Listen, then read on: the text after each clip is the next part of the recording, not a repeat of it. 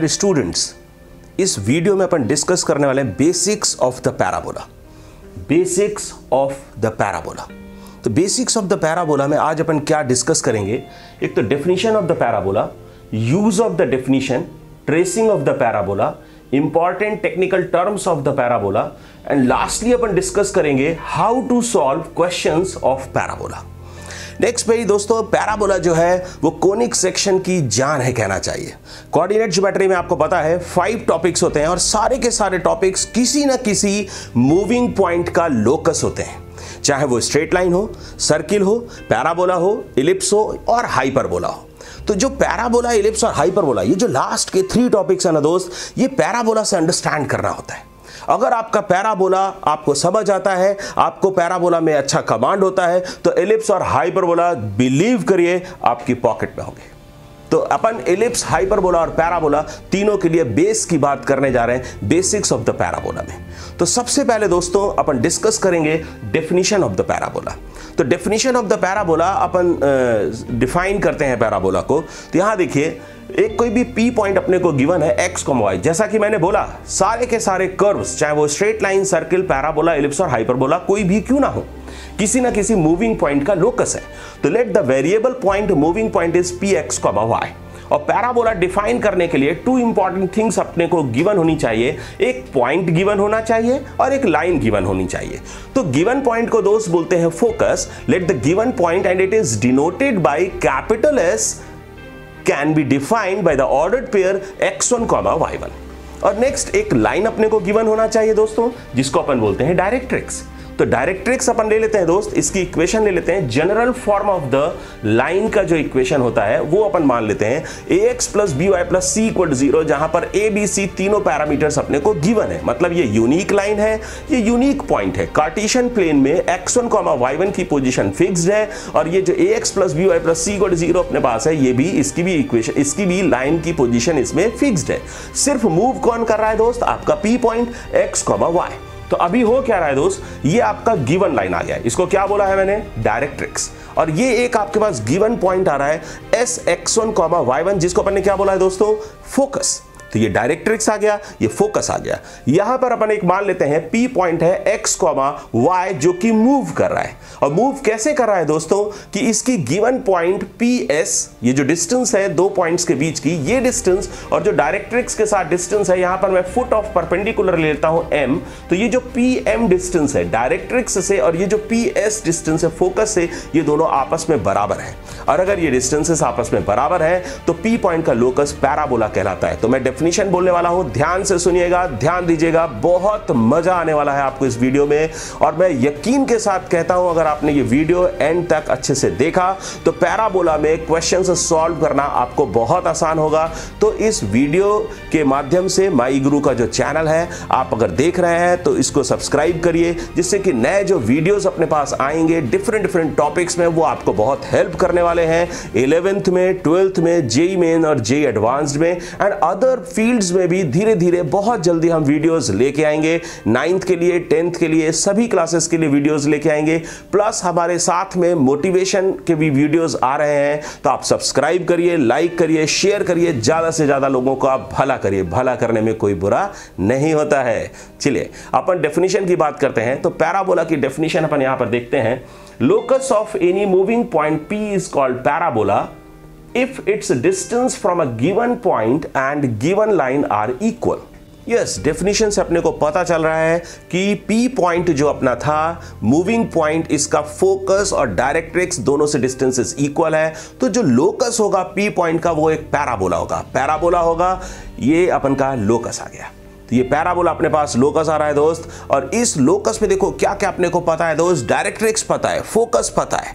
और अगर मैं डायरेक्ट्रिक्स के परपेंडिकुलर एक लाइन ड्रॉ कर दूं पासिंग थ्रू फोकस, तो उसको एक्सिस बोलते हैं।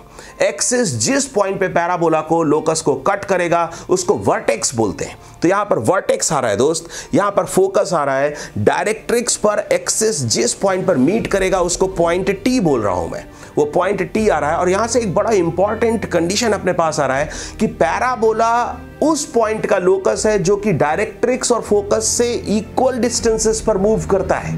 समझिएगा, पैराबोला उस पॉइंट का लोकस है जो गिवन लाइन जिसको डायरेक्ट्रिक्स बोला है, गिवन पॉइंट जिसको फोकस बोला है, से बराबर डिस्टेंस पर मूव करता है। और इसका कन्वर्स भी ट्रू है।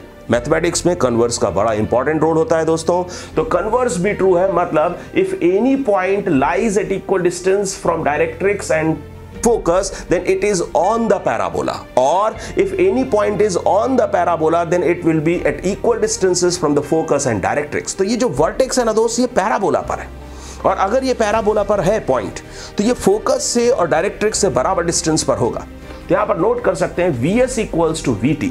V क्या है? वर्टेक्स। S क्या है? फोकस। T क्या है? वो पॉइंट जहां पर एक्सिस डायरेक्ट्रिक्स को मीट कर रहा है। देखिए डायग्राम में दिख रहा है सर।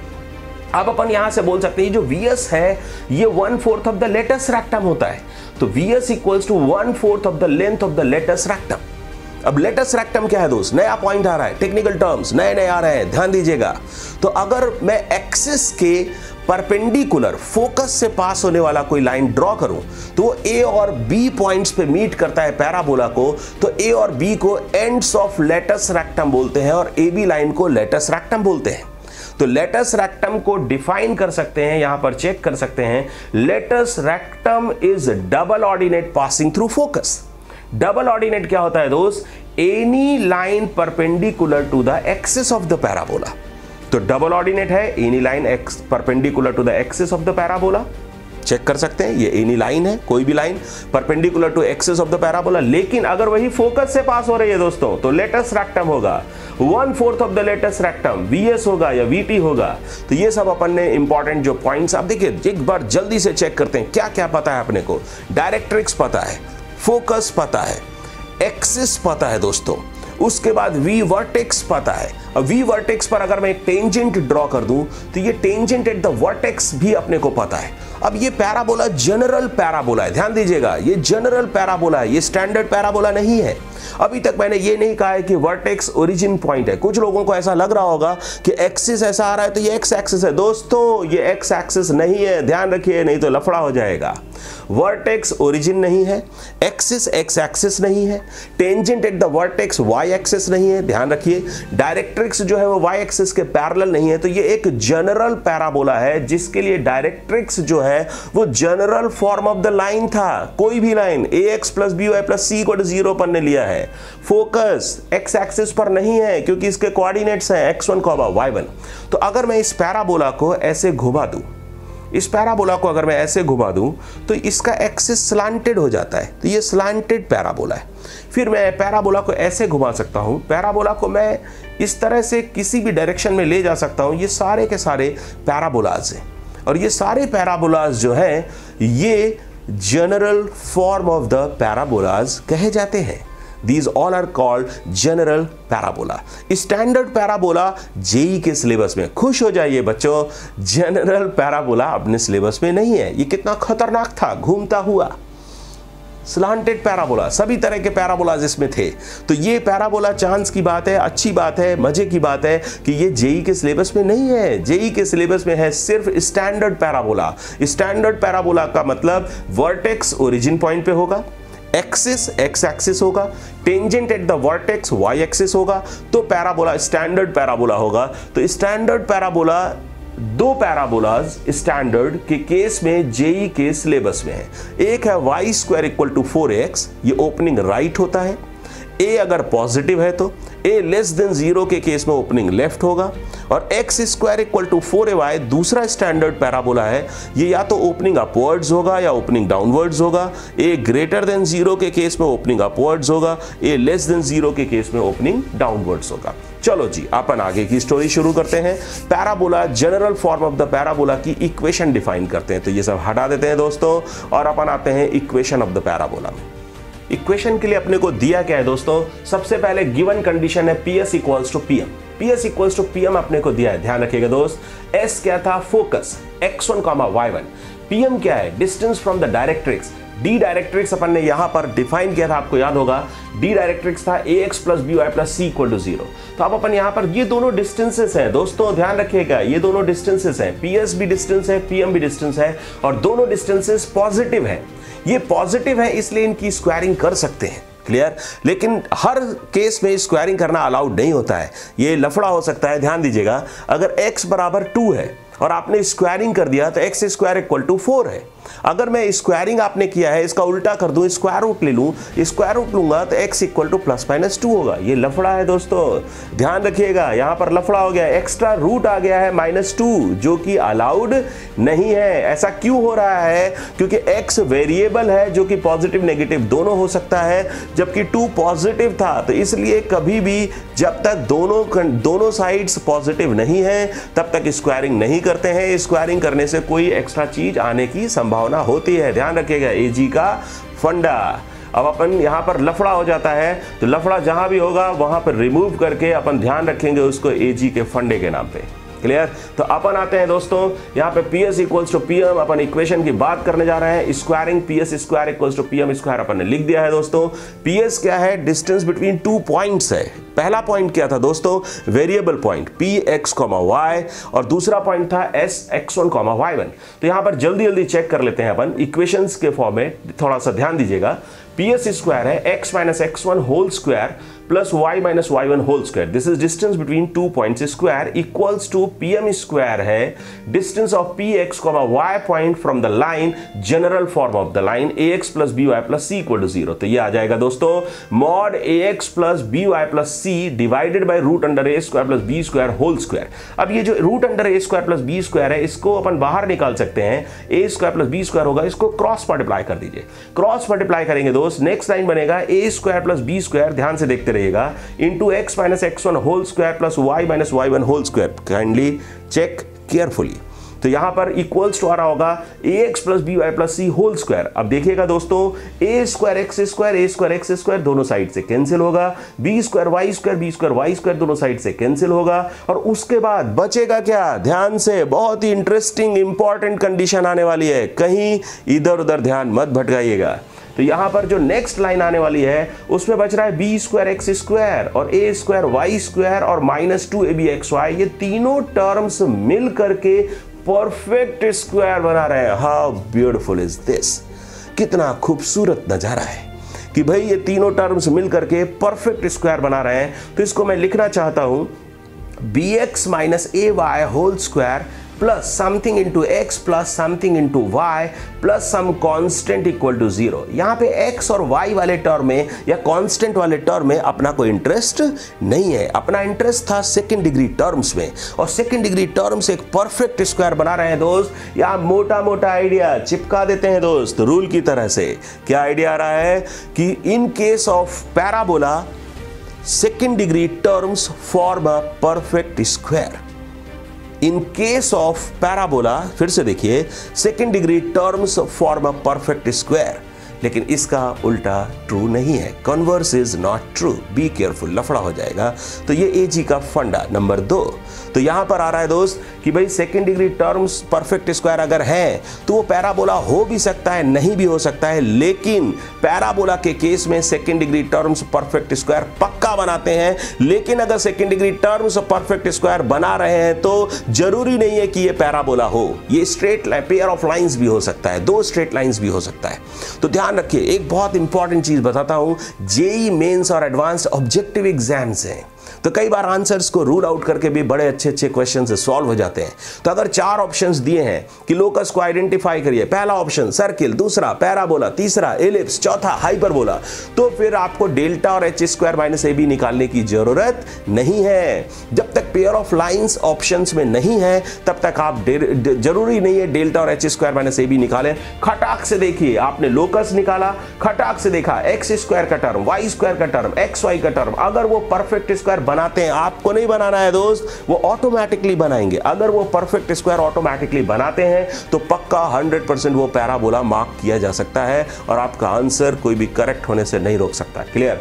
तो ये अपन तब कर सकते हैं अगर लेकिन पेयर ऑफ लाइंस भी ऑप्शन में है। सोचिए, बुरा वक्त है, हो जाता है, तो बुरा वक्त है, पेयर ऑफ लाइंस भी ऑप्शन में रखा हुआ है, तो फिर उस केस में आपको इसको और वेरीफाई करने के लिए जो complete verification full proof method है वो ये है कि भाई इसका delta is not equals to 0 and h square minus ab equal to 0 होना चाहिए। अगर डेल्टा और एच नॉन जीरो है और H square minus A B equal to zero रखा हुआ है तो उस केस में 100% any general form of the second degree equation represents to a parabola. आपको पता है डेल्टा और एच स्क्वायर माइनस ए बी अपन ने पेयर ऑफ लाइंस में कर रखा है। डेल्टा और एच स्क्वायर माइनस ए बी बताता है कि वो पेयर ऑफ लाइंस होगा, कोई भी सेकेंड डिग्री इक्वेशन, या एलिप्स होगा, हाइपरबोला होगा या पैराबोला होगा। तो अपन ने अभी तक दो मेथड्स किए हैं। इनफैक्ट अपन कह सकते हैं कि अपने पास 3 मेथड्स आ गए। चलो जी पकड़ते हैं तीनों मेथड्स को खटाखट, ये हटाते हैं दोस्त और तीनों मेथड्स पकड़ते हैं। मेथड नंबर 1 आइडेंटिफाई करना है। क्या करने जा रहे हैं दोस्त? कोई भी general equation of second degree given है और अपने को आइडेंटिफाई करना है whether it represents to a parabola और नॉट। ध्यान रखिएगा पैराबोला होगा या नहीं होगा अगर अपने को चेक करना है। 3 मेथड्स लेके आ रहा हूं, ध्यान रखिए। मेथड नंबर 1 फुल प्रूफ नहीं है लेकिन सर्किल, एलिप्स, हाइपरबोला और पैराबोला 4 ऑप्शंस हैं तो ये बहुत अच्छे से काम करता है, बहुत मदद करता है। 90% केसेस में अपना दोस्त होता है, इसको अपन भूल नहीं सकते। क्लियर? तो मेथड नंबर 1 आ रहा है second degree terms form a perfect square, ये चेक करना है in case of parabola. Second आ रहा है इन केस ऑफ पैराबोला अगर मान लीजिए पेयर ऑफ लाइंस भी ऑप्शन में है तो फुल प्रूफ मेथड है delta is not equals to 0 and H square minus A B equals to 0। अगर ये सैटिस्फाई होता है, लेकिन ध्यान रखिएगा फोकस डायरेक्ट्रिक्स पर नहीं होना चाहिए। तो focus does not lie on the directrix and delta is not equals to 0 and H square minus A B equals to 0, then any second degree equation represents to a parabola. Method number 3 PS equal to PM. अगर कोई भी point इस तरह से move करता है जिसका एक गिवन पॉइंट और एक गिवन लाइन से डिस्टेंस बराबर है तो उसका लोकस 100% पैराबोला होगा, लेकिन मूव एक प्लेन पर करना चाहिए, स्पेस में नहीं। ध्यान रखिएगा। तो ये सब छोटे छोटे लफड़े होते हैं, इनसे अगर अपन बच के रहें तो पैराबोला के क्वेश्चंस को फोड़ना या कोऑर्डिनेट ज्योमेट्री में अपन परफॉर्मेंस 100% लाना बेहद आसान होता है। एनीवेज अपन नेक्स्ट पॉइंट पे आते हैं, कुछ छोटे छोटे प्रॉब्लम्स लेते हैं।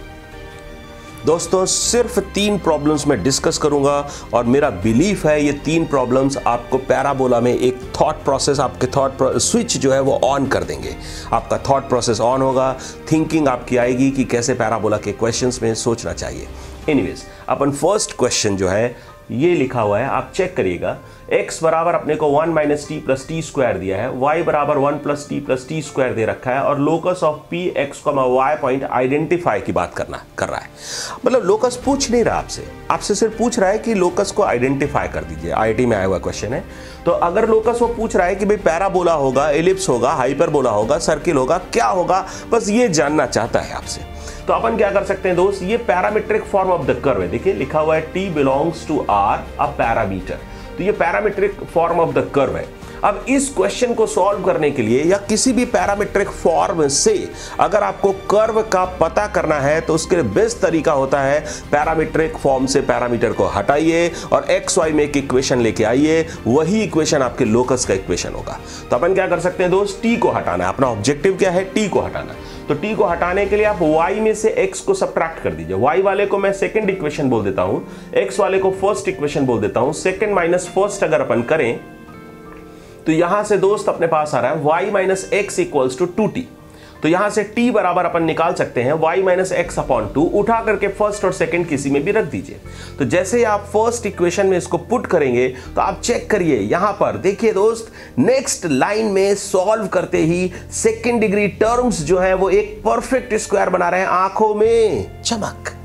जैसे ही आप सेकंड डिग्री टर्म्स को एक परफेक्ट स्क्वायर देखते हैं आपकी आंखों में चमक आ जाती है, चेहरे पे मुस्कुराहट आ जाती है। क्यों? क्योंकि लोकस आइडेंटिफाई हो चुका है। 2 लाइन में लोकस आइडेंटिफाई हो चुका है। लोकस क्या आ रहा है दोस्त, पैराबोला। अगर आपको फिर भी डर लग रहा है या ऑब्जेक्टिव क्वेश्चन में पेयर ऑफ लाइंस अगर मान लीजिए रखा हुआ है ऑप्शन में, तो आप इसका डेल्टा और एच स्क्वायर माइनस ए बी चेक कर सकते हैं। Delta is not equal to 0, h square minus A B equal to 0 के केस में फिर ये पैराबोला फुल प्रूफ होगा, कोई रोक नहीं सकता।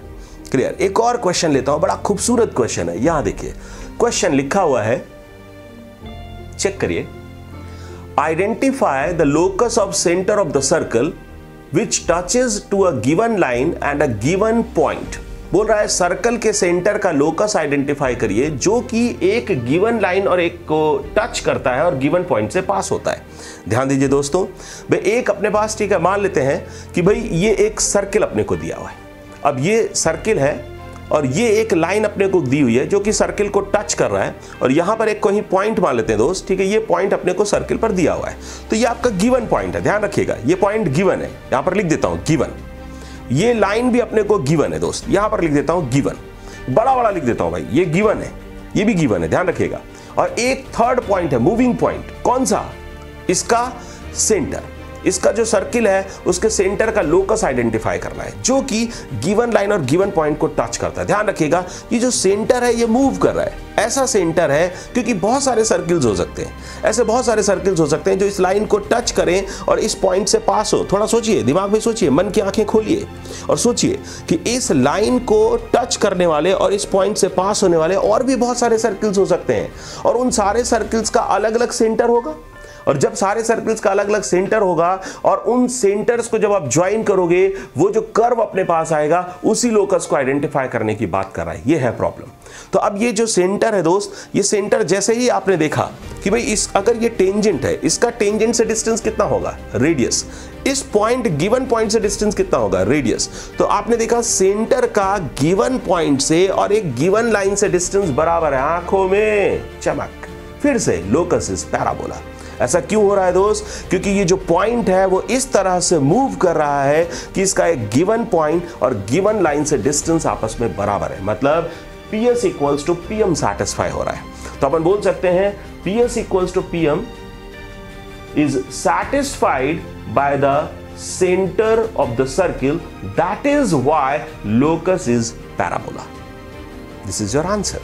दोस्तों, ये दोनों क्वेश्चंस बड़े ही शानदार थे और आप बिलीव नहीं करेंगे, जिन क्वेश्चंस को अपन ने चुटकियों में सॉल्व किया है, एक एक मिनट भी शायद नहीं लगा अपने को, ज्योमेट्रिकली अपन ने इन क्वेश्चंस को दबा के फोड़ा है।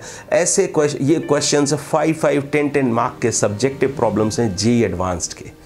तो सोचिए पैराबोला कितना ब्यूटीफुल कर्व है, अगर ज्योमेट्रिकली अपन इसको हैंडल करें तो बहुत आसानी से क्वेश्चन। एक और बहुत ज़बरदस्त क्वेश्चन लेता हूँ, मेरा दिमाग, मतलब अगर वो क्वेश्चन लूँगा नहीं ना तो मेरा मन नहीं मानेगा। तो एक और क्वेश्चन लेता हूँ, बहुत ज़बरदस्त ब्यूटीफुल क्वेश्चन है, काइंडली केयरफुली वॉच करिएगा। थर्ड क्वेश्चन देखिए, यहाँ पर लिखा हुआ है, क्या बोल रहा है?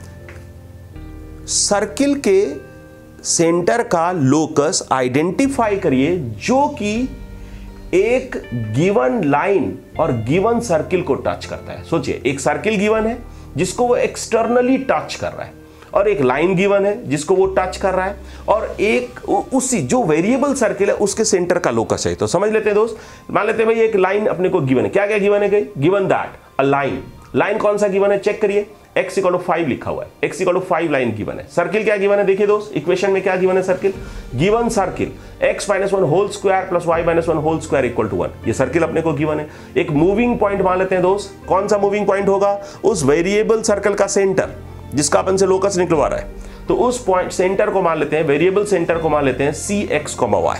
अब थोड़ा सा डायग्राम समझते हैं दोस्त, यहां पर डायग्राम बनाते हैं अपन। डायग्राम में क्या क्या दे रखा है? सबसे पहले सोचिए, x = 5 लाइन है, ये x = 5 लाइन है। पहले अपन ने यहां पर मान लेते हैं दोस्त, ठीक है, ये y एक्सिस है, ये आपका x एक्सिस है, ये पॉजिटिव साइड है, ये नेगेटिव साइड है। यहां पर x = 5 लाइन आ गया। क्लियर? इतना क्लियर होगा? ये ओरिजिन पॉइंट आ रहा है। अब अगर मैं यहां पर एक सर्किल ड्रॉ कर दूं, सर्किल जो आपने ड्रॉ किया है वो y एक्सिस को भी टच कर रहा है, x एक्सिस को भी टच कर रहा है। अब ये x = 5 उससे काफी दूर होगा, बिकॉज इस जो गिवन सर्किल है उसका सेंटर है 1, 1। क्लियर? तो अब ये x = 5 लाइन है, ये आपका गिवन सर्किल है जिसका सेंटर 1, 1 है, y एक्सिस को टच कर रहा है, x एक्सिस को टच कर रहा है। क्यों भाई? क्योंकि इसका रेडियस भी 1 है। समझिएगा ध्यान से। क्लियर? अब इधर ध्यान लगा के रखिएगा दोस्त। अब एक वेरिएबल सर्किल आ रहा है, वेरिएबल सर्किल आ रहा है दोस्त, जो कि लाइन को और सर्किल दोनों को टच कर रहा है। तब इसके लिए मैं एक खटाखट अपन दो मेथड डिस्कस करता हूं मैं आपसे कि भाई एक अपन मान लेते हैं ये जो वेरिएबल सेंटर है, इस सेंटर को C अपन ने बोला है, इस C0 सेंटर बोल देता हूं 1, 1 को। इन दोनों के जो बीच का डिस्टेंस है, ये दोनों सर्किल्स एक दूसरे को एक्सटर्नली टच कर रहे हैं, तो सेंटर्स के बीच का डिस्टेंस उनके रेडियस के सम के बराबर होगा। खटाखट देख लेते हैं। फर्स्ट कंडीशन आ रहा है C0 = R + R0। R मैंने किसको बोला है? गिवन सर्किल के रेडियस को अपन ने बोला है R0, और R बोला है है वेरिएबल रेडियस को। तो अपन को हटाना क्या है दोस्त, आर, वेरिएबल रेडियस अपने को हटाना है। तो यहां से आ रहा है C not equals to R plus R naught. Variable क्या है दोस्त, आर, हटाना किसको है, आर को, गिवन क्या है आर नॉट। सी भी वेरिएबल है लेकिन सी का लोकस निकालना है इसलिए उसको हटाना नहीं है, एक्स को वाई है वो उसको रखना है। सी नॉट जो है वो आपका गिवन है, आर नॉट आपको गिवन है, आपको सिर्फ हटाना है आर को। क्लियर, तो ये आपका फर्स्ट इक्वेशन आ गया। अब आर को हटाने के लिए अपन क्या कर सकते हैं दोस्त, ठीक है, ये आपका वाई एक्सिस है, ये एक्स बराबर 5 लाइन है, इन दोनों के जो बीच का डिस्टेंस होगा दोस्त 5 होगा, और यहां पर ये जो सेंटर आपने ले रखा है सी एक्स वाई, यहां तक का डिस्टेंस होगा एक्स, तो जो बचा हुआ लाइन से डिस्टेंस है वो है 5 माइनस एक्स, और वो रेडियस के बराबर है, ध्यान रखिएगा वो रेडियस के बराबर है। तो यहां से एक और इक्वेशन अपने पास आ रही है, 5 minus x equal to r. तो 5 minus x equals to r, r को उठा करके फर्स्ट इक्वेशन में पुट कर दीजिए। दो इक्वेशंस हैं, पहला इक्वेशन दूसरा इक्वेशन, दोनों इक्वेशंस में एक अननोन है। लोकस का कोई भी प्रॉब्लम होगा दोस्त तो जितना अननोन होगा उससे एक ज्यादा इक्वेशन बनाना होता है। तो यहां पर अननोन है एक आर, तो इक्वेशंस कितना है, 2, फर्स्ट एंड सेकंड से आर को निकाल करके फर्स्ट में पुट कर देते हैं। नेक्स्ट लाइन में देखिए, आर को आपने सेकंड से निकाल करके फर्स्ट में पुट किया, और यहां पर खटाक से ये जो आ रहा है ये लोकस है, एंड ये this locus is nothing but only parabola. अगर आप चाहें तो इसमें परफेक्ट सेकंड डिग्री टर्म्स जो है वो परफेक्ट स्क्वायर बन रहे हैं, that is why it is locus. Second thing आप चेक कर सकते हैं, अगर इसका डेल्टा और एच स्क्वायर माइनस ए बी चेक करना चाहें तो delta is not equal to 0 and H square minus A B equal to 0, that is why this equation represents to a parabola. मेरे ख्याल से क्लियर होगा। अब मैं आपको ज्योमेट्रिकली इस क्वेश्चन को डायग्राम में ही फोड़ सकते थे। सोचते हैं कि भाई ये जो वेरिएबल सर्किल था इसका डिस्टेंस x इक्वल टू 5 से कितना है r, और ये जो फिक्स्ड पॉइंट है जिसको आपने c नॉट बोला है 1,1, इससे डिस्टेंस कितना था दोस्त r प्लस 1। अगर मैं x इक्वल टू 5 के 1 यूनिट राइट में एक लाइन ड्रॉ कर दूं x इक्वल टू 6, तो ये जो वेरिएबल पॉइंट है c, इसका डिस्टेंस x इक्वल टू 6 से कितना है r प्लस 1, और यहां पर ये जो सेंटर था गिवन सेंटर C नॉट 1,1, इससे कितना डिस्टेंस है r प्लस 1। आंखों में चमक कि भाई ये जो सेंटर था C जिसका लोकस अपन निकाल रहे थे, इसका डिस्टेंस C नॉट से भी r प्लस 1 है, और x इक्वल टू 6 डिस्टेंस से भी डिस्टेंस r प्लस 1 है। इसका मतलब दोनों से डिस्टेंसेस बराबर हैं, तो x इक्वल टू 6 इसका डायरेक्ट्रिक्स होगा, x इक्वल टू 6 इसका डायरेक्ट्रिक्स बनेगा, और फोकस इसका बनेगा 1,1 पॉइंट, इसको फोकस बोल सकते हैं, s बोल सकते हैं, और ये ऊपर डायरेक्ट्रिक्स आ रहा है x इक्वल टू 6, और अगर डायरेक्ट्रिक्स और फोकस को लेकर के ps square equal to pm square लगा दिया जाए तो लोकस ऑफ p, जिसको अपन ने c पॉइंट बोला है, P को C अपन बोल रहे हैं यहां पर, तो C पॉइंट का डिस्टेंस इस फोकस 1,1 से और डायरेक्ट्रिक्स x इक्वल टू 6 से डिस्टेंसेस को इक्वेट कर दें तो locus of C point would be parabola. तो आपको क्वेश्चन में ये इक्वेशन निकालनी नहीं है, ये तो मैंने जस्ट आपको बता दिया है, क्योंकि प्रॉब्लम में पूछा था identify the curve, identify the locus. तो जैसे ही आप बोलते हो कि C पॉइंट का डिस्टेंस, C जो वेरिएबल पॉइंट है उसका डिस्टेंस C नॉट से r प्लस 1 है और x इक्वल टू 6 से r प्लस 1 है, वहीं ये प्रॉब्लम दम तोड़ देता है, प्रॉब्लम सॉल्व हो जाता है। और आपको सिर्फ एक लाइन लिखना है कि C point lies at equal distances from a given point and a given line, that is why the locus of C center is a parabola, that's it। और आप लोग ज़्यादा से ज़्यादा मेहनत करिए, लगे रहिए, क्योंकि ये जो जीवन है ये आपका जीवन मतलब IIT JEE वाला जीवन, 2 साल 4 साल जो आप तैयारी करते हैं, ये 18 साल 20 साल तक आप जम के पढ़िए, और अगर आपने जम करके 20 साल तक पढ़ाई की तो आगे का जो आने वाला भविष्य है वो बहुत सुनहरा होगा। जमे रहिए, लगे रहिए। मैं अमित गुप्ता, IIT JEE गुरु, मैं आपसे रिक्वेस्ट करता हूं, अगर आपको कोई भी नया टॉपिक कुछ भी सीखना है, कुछ आपको डाउट आ रहा है, कोई भी परेशानी आ रहा है, तो हमको कमेंट बॉक्स पे लिखिए। कमेंट बॉक्स पे अपनी ज़रूरतें लिखिए, हम ज़रूर आपकी ज़रूरतों को सॉल्व करने के लिए हमेशा हाजिर होंगे और बड़ा खुश फील करेंगे। God bless you all.